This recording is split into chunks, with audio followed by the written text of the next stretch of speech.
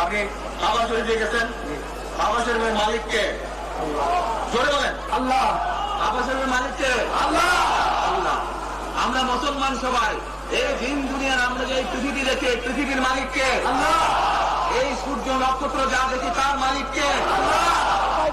এর মালিককে আল্লাহ। রোজকের মালিককে আল্লাহ। আরে ভাই, যেটার মালিক আল্লাহ সেটা কি অন্য কেউ যার ক্ষমতা রাখে? রাখে না। প্রিয় ভাই বোনেরা, এখন আমি আপনাদের সামনে একটি প্রশ্ন করতে চাই। এইখান থেকে আমার সামনে যারা বসে আছেন, এর মধ্যে থেকে মুরব্বী যারা বসে আছেন, ওমরা বা হজ করতে গিয়েছেন, এরকম একজন হাত তুলে ওমরা বা হজ করে আসছেন, একজন মুরব্বী মানুষ, ওই যে লাল টুপি পরে নিয়ে আসো তোমাকে। আপনি আসেন দেখি সামনে, সামনে আসেন, আমার কাছে আসেন। ঝুলছে, চশমা ঝুলছে।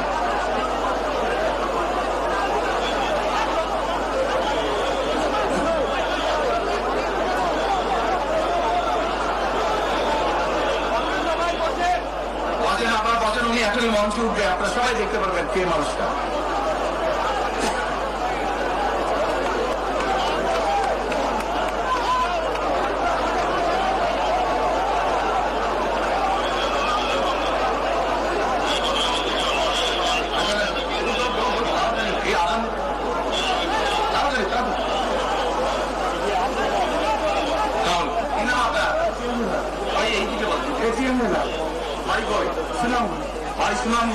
সুনামগঞ্জ কোথায়? এই সুনামগঞ্জের মানুষ আছে এখানে? আপনাদের মানুষ? আচ্ছা, এখন বলেন কবে গেছিলেন আপনি? হজনা উমরা গেছিলেন?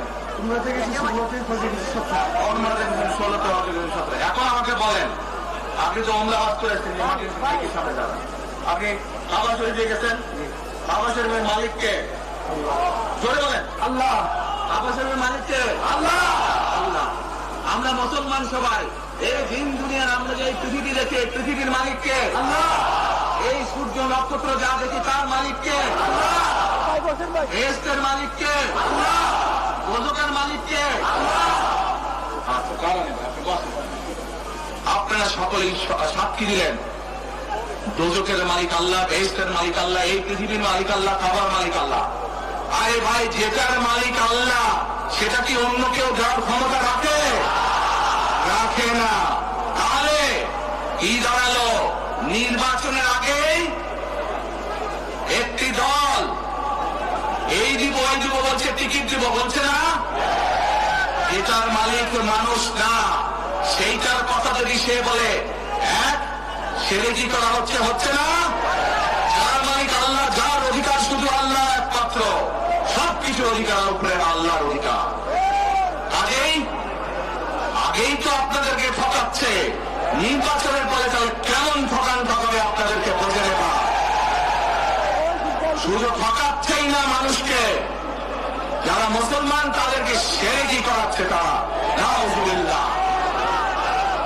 প্রিয় ভাই বোনেরা, কেউ কেউ বলে অমুককে দেখেছি, তমুককে দেখেছি, এবার একে দেখেন।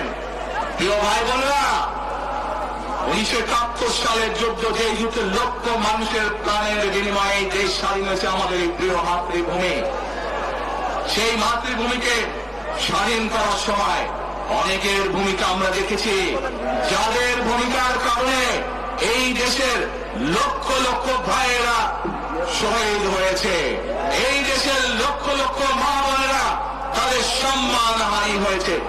তাদেরকে তো বাংলাদেশের মানুষের মধ্যে দেখেই নিয়েছে। এখন প্রিয় ভাই বোনেরা, এই কুফরির বিরুদ্ধে, এই হঠকারিতার বিরুদ্ধে, এই মিথ্যার বিরুদ্ধে আমাদেরকে ঐক্যবদ্ধ হতে হবে। আমাদেরকে ওই যে টেক ব্যাক বাংলাদেশে থাকতে হবে। আমরা দেশকে স্বৈরাচার থেকে মুক্ত করেছি, এখন মানুষের অধিকারকে প্রতিষ্ঠিত করতে হবে। শুধু ভোট, শুধু কথা বলার অধিকার প্রতিষ্ঠিত করলে হবে না, মানুষকে স্বাবলম্বী করে নিজের পায়ে গড়ে তোলার ব্যবস্থা করতে হবে।